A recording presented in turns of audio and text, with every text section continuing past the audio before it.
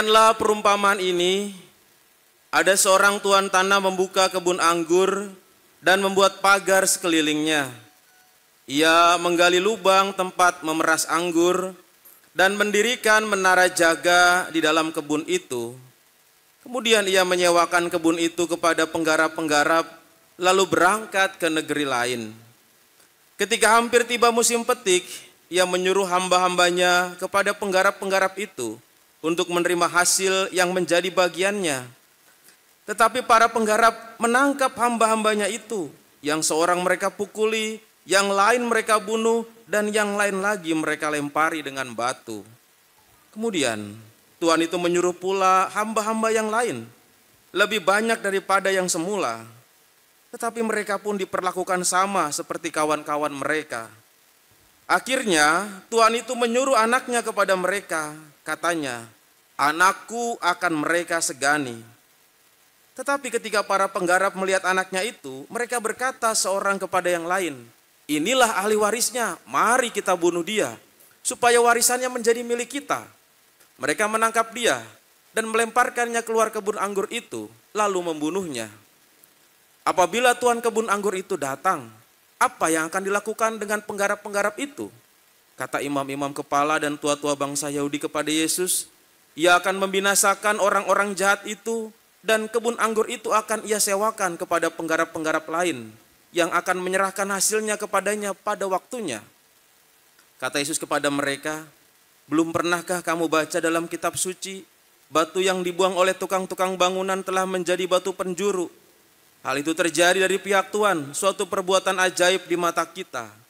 Sebab itu aku berkata kepadamu, kerajaan Allah akan diambil dari kamu dan akan diberikan kepada suatu bangsa yang akan menghasilkan buah kerajaan itu." Demikianlah sabda Tuhan.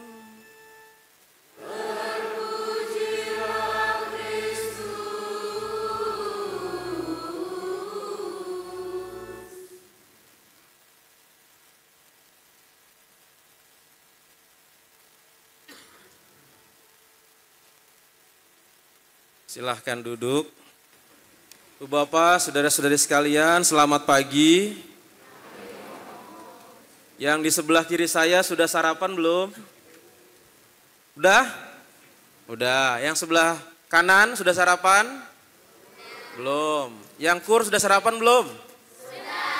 Nah, lebih bagus anak-anak tertib ya. Biasanya orang tua ngalah, anaknya dulu sarapan. Bapak Ibu saudara-saudari terkasih, siapa di sini yang tidak menggunakan WA atau WhatsApp? Angkat tangan. Ada? Pasti semuanya menggunakan WhatsApp itu ya. Dan Bapak Ibu saudara-saudari, kalau menggunakan WhatsApp, saudara-saudari tahu ya ada macam-macam perangkat-perangkatnya dan kegunaannya. Tapi yang saya juga kadang-kadang kurang begitu paham, yaitu dengan yang namanya ekspresi atau emoticon. Saudara-saudari sudah biasa menggunakan emoticon itu? Nah, coba kalau saudara-saudari sudah biasa ataupun ada yang belum biasa, saya mau bertanya kepada saudara-saudari sekalian. Kira-kira emoticon yang saudara-saudari pahami itu seperti apa yang ada di dalam WhatsApp saudara-saudari dan Anda kirimkan mungkin kepada orang-orang yang Anda kirimkan pesan itu. Coba kalau kita lihat, saya punya emoticon banyak ini, lihat di monitor. Ini emoticon ini ekspresinya apa ya? Sedang apa dia? Hah? Ngeledek. Kata anak-anak ngeledek ya. Kata anak-anak ngeledek, saya juga tidak tahu menggunakan ekspresi ini apa. Tapi saya ingat ekspresi ini, jadi ketika saya bagi komuni, biasanya orang itu meminta komuni itu dengan berbagai macam cara. Ada yang menggunakan tangan, ada juga yang menggunakan lidah. Dan ketika menggunakan lidah, pasti ada masalahnya, karena dia bawa anak, anaknya digendong. Ketika saya memberkati anaknya selesai, ketika mau membagi komuni, ya, lalu kemudian anaknya itu agak rewel dan dia bergerak. Saya tidak berikan komuni dulu, lalu kemudian saya berikan ke sebelahnya. Tidak terasa, sudah 4 orang lewat dan ekspresinya seperti ini orang itu dari tadi. Saya sampai kaget, ya ampun dia ngeledekin saya jangan-jangan gitu ya. Jadi ini ekspresinya saya juga tidak tahu nih, ekspresinya mau ngeledek apa mau ekspresinya itu kaget atau gimana ya. Nah coba yang lain lagi nih, ada ekspresi yang itu ditutup jarinya itu maksudnya apa saya tidak tahu itu. Malu kah atau apa ya. Ungkapan hati orang yang mau diekspresikan itu rasanya kalau menggunakan ekspresi ini memang terwakili tapi sedikit, belum semuanya. Ada lagi ekspresi yang berikutnya. Ada ekspresi yang berikutnya, coba kalau kita lihat. Yang satu lagi, ini ada ekspresi kalau kita lihat di sebelahnya ya. Itu gambar dan wajah siapa yang giginya ompong itu ya. Coba next berikutnya lagi. Nah, seterus. Nah, ini kalau ini saya tahu nih kalau begini. Ini lagi sedih nih. Nah, ini yang ini nih maksudnya nih. Yang ini saya tidak tahu ekspresinya lagi ngapain itu dia. Ya. Anak-anak ada yang tahu ekspresinya lagi ngapain ini? Hah? Ini siapa yang giginya ompong dimasukin di sini? Nah, saya rasa cukup ya ekspresinya ini ya. Ya, jadi sudah ini emotikonnya maksudnya itu. Emotikon dalam WhatsApp itu adalah mau mengekspresikan gambaran orang yang mengirim pesan itu. Tetapi kadang-kadang ekspresinya itu tidak terwakili. Kadang-kadang ekspresinya juga kita lihat di situ mana pilihannya nih. Saya mau mewakili ekspresi saya, emosinya seperti ini. Tapi tidak terwakili. Nah Bapak Ibu Saudara-saudari terkasih, ini baru komunikasi antar manusia. Antar manusia yang diwakili dengan emot seperti itu.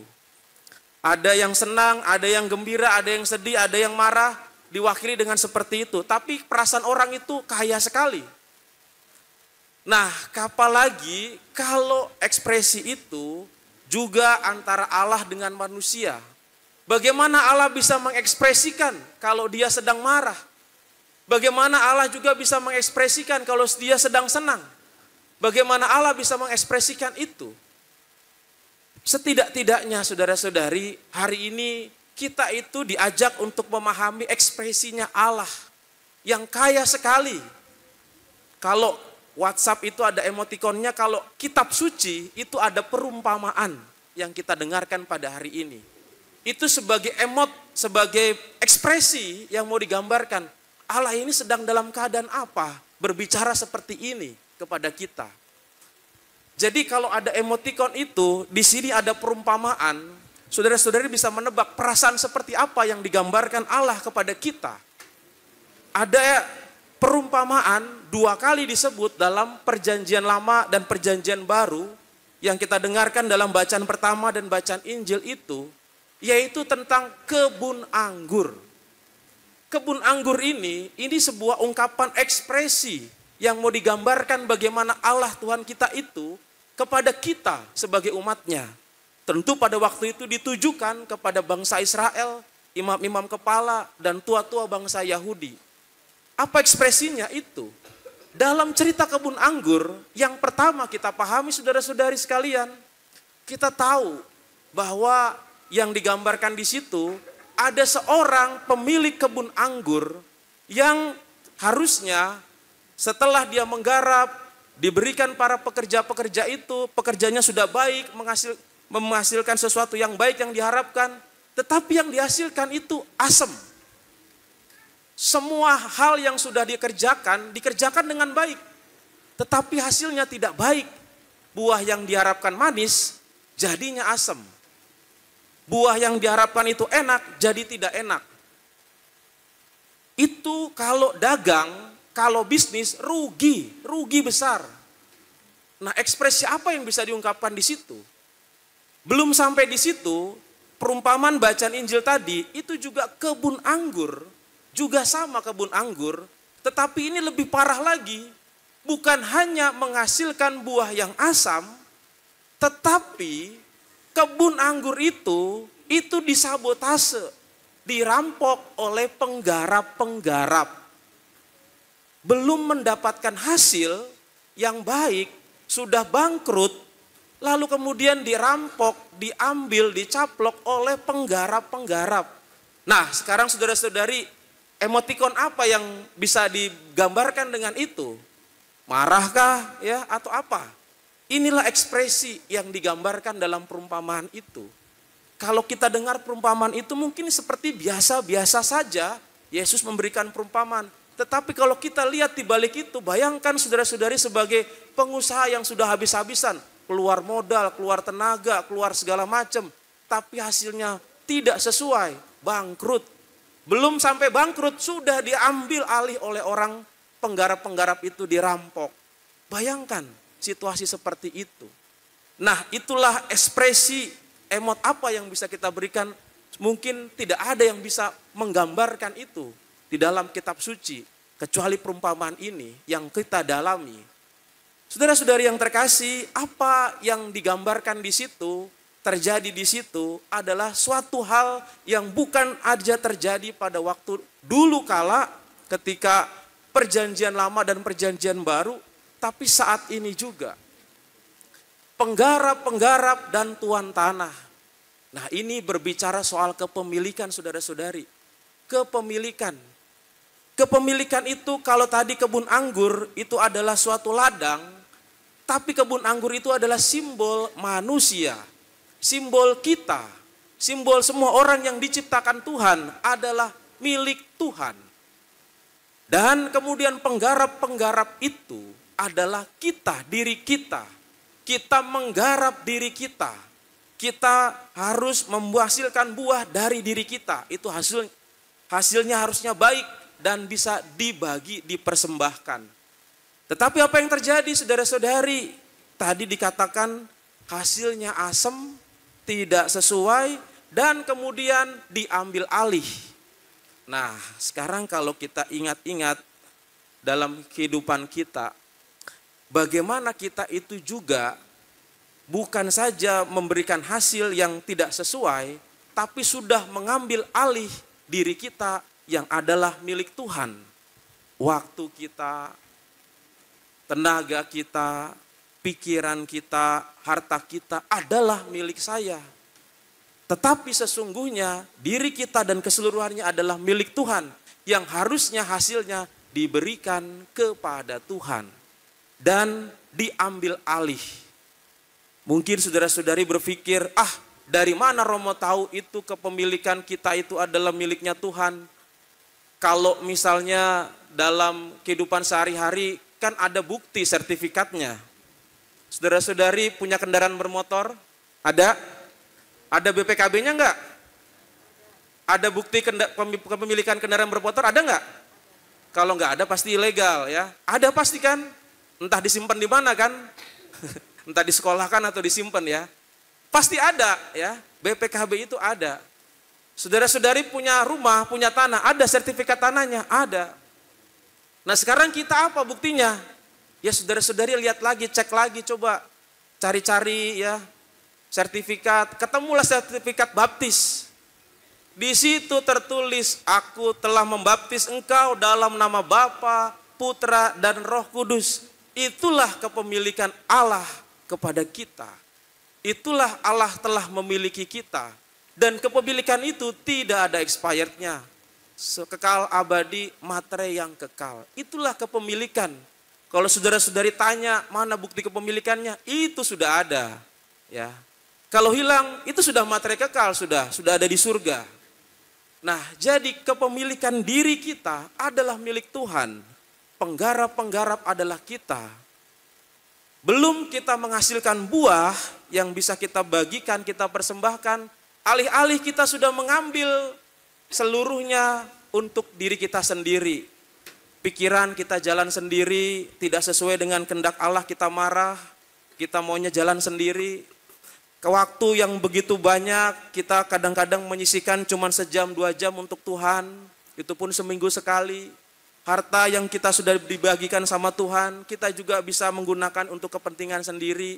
Dan itulah yang tadi penggarap-penggarap ini mengambil alih. Nah, saudara-saudari yang terkasih, kalau kita renungkan bagaimana ekspresi Allah terhadap hal itu, maka kita diajak bersama-sama untuk melihat bagaimana akhirnya kita itu disadarkan kembali. Hai, sadarlah bahwa kita adalah penggarap, dan seorang penggarap itu memberikan hasilnya kepada yang punya, memberikan buah yang baik kepada yang punya. Gampangnya, kalau kita punya mulut, bagaimana buahnya itu bisa jadi manis, dipersembahkan kepada Allah. Kalau kita punya waktu, bagaimana waktu itu kita bagi untuk Tuhan dengan adil. Kalau kita punya harta, bagaimana harta itu kita berikan kepada Tuhan dengan adil. Dan inilah yang disebut kesadaran dari kepemilikan itu. Saudara-saudari yang terkasih, semoga kita semua mampu juga memberikan apa yang menjadi milik Tuhan. Dan kita juga mampu juga akhirnya memberikan yang terbaik untuk Tuhan itu sendiri. Maka jangan takut, kalau sudah memberikan yang terbaik, pasti Tuhan itu akan memberikan juga yang terbaik untuk kita. Ada cerita, ada seorang guru yang punya kesaktian, tinggal di atas gunung, lalu kemudian ada murid-murid yang mau datang berguru kepadanya. Dari 100 murid, hanya tersisa 2 yang terseleksi untuk bisa naik ke atas gunung. Lalu kemudian mereka mengalami berbagai macam tes dan cobaan yang begitu berat. Sampai akhirnya 2 orang ini lulus dan diberikan senjata pamungkas, karunia pamungkas. Yang satu diberikan senjata pamungkas, yang satu lagi juga harus diberikan senjata pamungkas. Tapi dua-duanya bisa milih. Yang satu senjata pamungkasnya adalah karunia untuk memberi. Yang satu senjata pamungkasnya adalah karunia untuk menerima. Tentu ketika ini diberikan, maka salah satu dari mereka yang lebih duluan akan minta, saya mau senjata pamungkas yang menerima. Diambillah senjata itu. Yang belakang, yang kedua, ya sudah apa boleh buat, cuman ini senjata saya, memberi. Mereka turun gunung, 10 tahun kemudian mereka ketemu di jalan raya. Yang satu pakai mobil Alphard sedang jalan, yang satu lagi sedang ada duduk di pinggir jalan itu sambil menengadah meminta. Mereka ketemu, keluar, kaget yang meminta itu. Kayak kan minta karunia meminta, harusnya saya lebih daripada kamu, kenapa kamu yang jadi naik mobil Alphard dan duduk seperti bos? Padahal kamu minta karunia memberi, harusnya habis. Itulah bedanya. Orang yang meminta, ya meminta terus, minta ini, minta itu. Tapi yang memberi, pasti akan diberi Tuhan. Diberikan ini, diberikan itu. Karena dibagikan, maka beda nasibnya. Saudara-saudari yang ada di sini, saya yakin semuanya tidak ada yang meminta karunia untuk meminta di sini. Tapi semuanya punya karunia untuk memberi. Dan itulah untuk memberikan hasil kepada Tuhan Allah kita yang memiliki hidup dan diri kita. Amin.